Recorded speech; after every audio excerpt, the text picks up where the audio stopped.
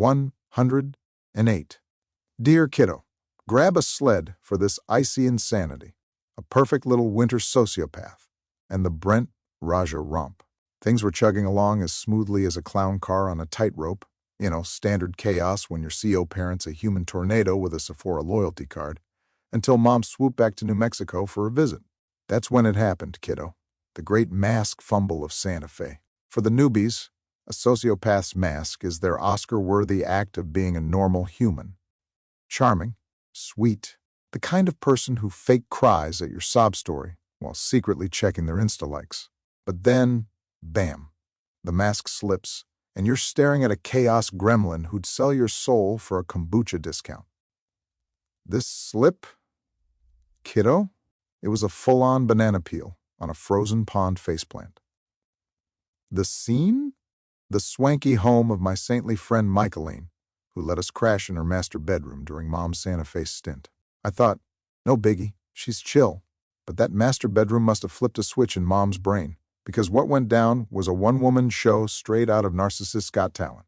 That night, we had what I'll loosely call a romantic reconnection. We got cozy. We cuddled. It was all twinkly lights and warm fuzzies. For one fleeting second, I thought, holy crap, are we fine? Spoiler, we were not fine.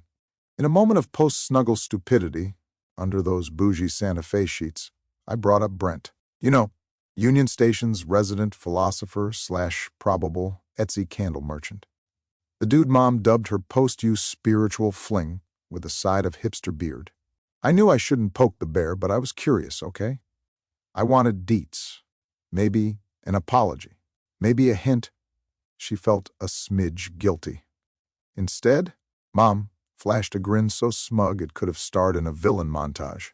The kind of smirk that says, I chewed up your self-esteem, sprinkled it with lavender, and fed it to my vision board.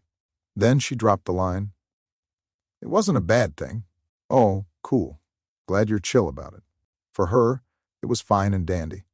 For me, I was bunking in Grandma and Grandpa's spare room, crunching numbers like a sad accountant, scraping together cash for a family home.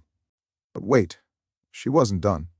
She called it a perfect little winter romance. A what? Like her fling with Brent was a freaking Hallmark Christmas special with betrayal as the love language and a soundtrack of artisanal coffee grinders. At this point, my brain's emergency sirens were blaring. I asked to see her phone, not to be a creep, but because this was the woman who'd once grilled me for 6 hours over a text to a coworker about where to buy quinoa. She handed it over with that same evil grin, 'cause, shocker, she'd already deleted every Brent text like a mob boss torching evidence. But plot twist, she didn't scrub everything.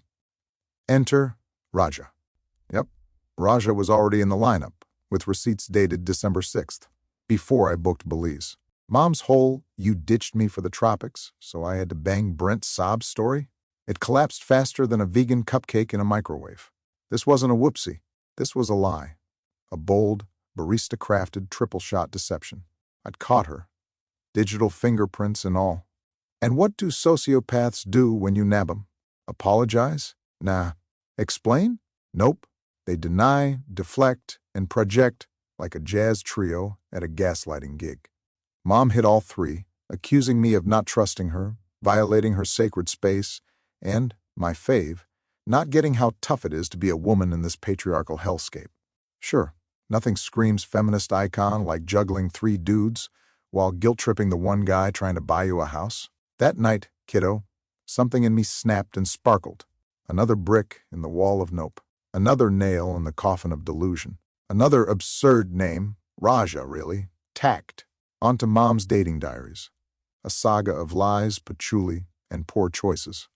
I saw the game, and I was done playing.